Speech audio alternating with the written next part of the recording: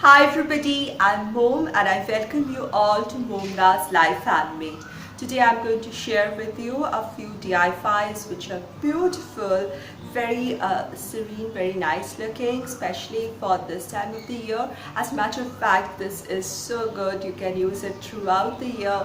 They look really good, really trendy now, and they are very easy to make. In fact, these turned out to be trash to treasure, but I found some of them which come from high-end store and are approximately $25 to $35. The range between that. One of the DIYs is inspired by a high-end store dupe. They come, as I said, $25 to $35, but I made it for free. The another DIY is so beautiful. I just came across a few items and I found I can make a beautiful thing out of it. I'm going to share them with you and I hope you really like them. Today I'm participating in the DIY challenge that is being hosted by Sonja from Domestic Diva. I'll put link to her channel and to the playlist that she has created for more ideas and inspirations. What I like doing in my channel, if you're new here, I would like to tell you that I love doing a lot of DIYs. I love doing a lot of high-end dupes, hacks, pick up something very ordinary and turn it into something beautiful and useful, do a lot of trash to treasure. And if you love everything that is related to home within budget and are new here, I would really appreciate if you subscribe to my channel and hit that little bell icon so that you're notified each time I post my video.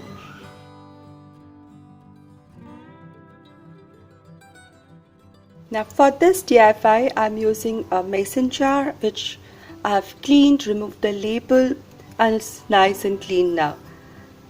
Then I found these lids, plastic lids belonging to different cosmetic bottles, and they were the perfect sizes. One is little bigger, which can fit in as a base.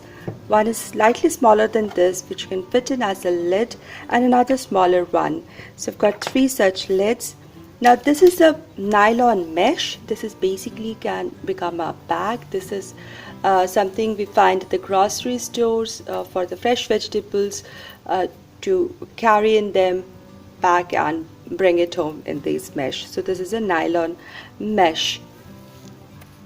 Then I'm going to use some white stone chips. One can even use shells or anything, marbles, for this replacement.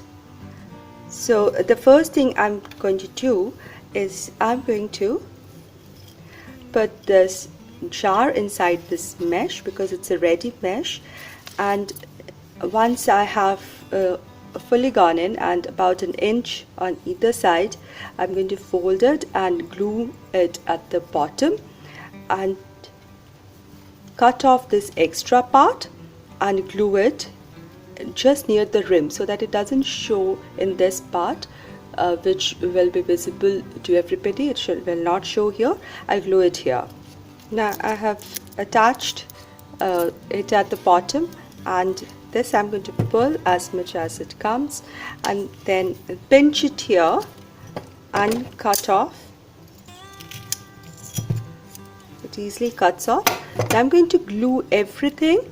I'll fold this in and glue it here on the inside, this free edges of the mesh. Now I've secured it at the top as well as on the bottom, and it's a nice look now with the mesh. Now this bigger lid, now that all the lids are white in color, I need not paint them. They look nice and white. So white and glass, if the mesh is also white, it's going to look really nice. So I'm going to glue this together. So I'm going to add some glue here and glue this to the base. Now once this is attached, I have this white stone chips. I'm going to fill it till the base is there. Till this point I'm going to fill it so that it doesn't look like it's been attached there.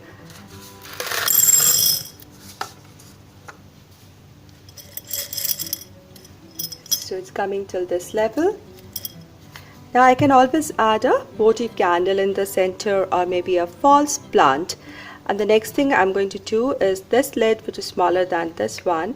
I'm going to glue these two together and glue it on top of this. and that will complete my DIY. I'll add a candle inside or maybe a fall succulent and it'll look really pretty. This is beautiful. I love the white and the gold. The golden glow from inside is beautiful, and the net outside is giving it a very beautiful look. The way the light shines through the net is just awesome. I really like this, and this is looking very pretty.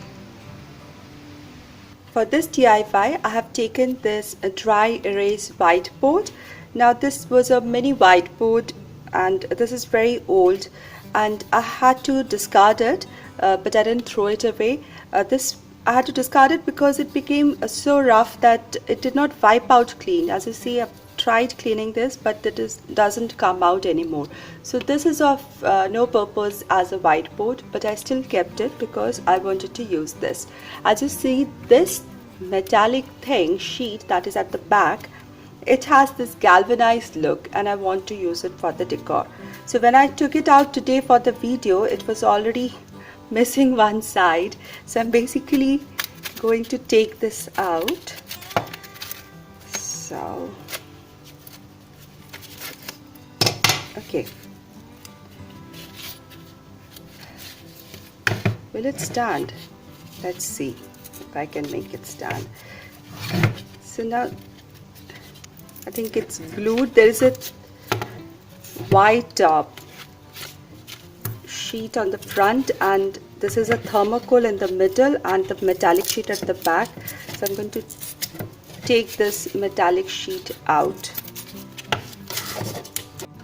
Now I've taken this plate out and this was the back side that was visible and this was the inside portion. It is more shiny but the center is not evenly shiny as this, so I decided to use the other side which has a matte finish to make my sign.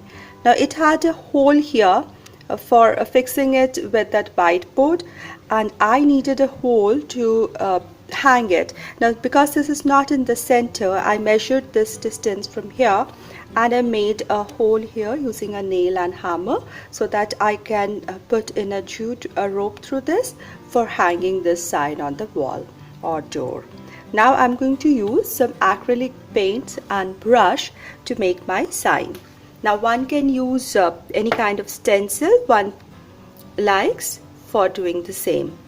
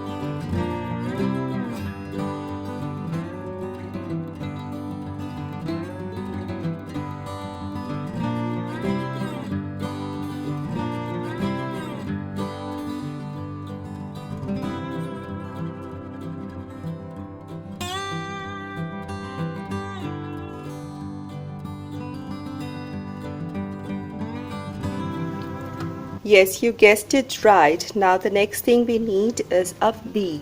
And making a bee is very easy. We just need two colors, yellow and black. And I've taken a cardstock paper for this. And let's just make a big oval with black. And making these two eyes and then making the head. And then I'm just making the wings on two sides.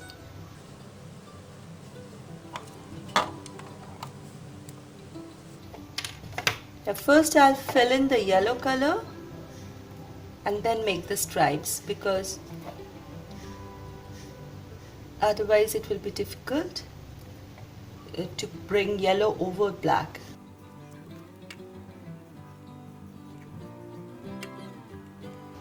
So here's a happy bee ready. I'll cut it out and stick it here.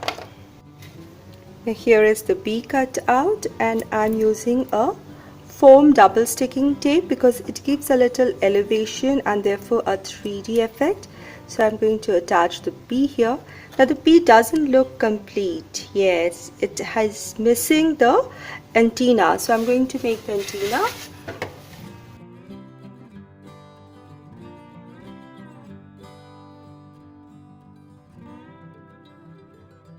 Now the last step is how to hang it. So I've taken this little piece of yarn and I'm going to put these through these holes and tie a knot at the back, and that's it. It will be ready to decorate.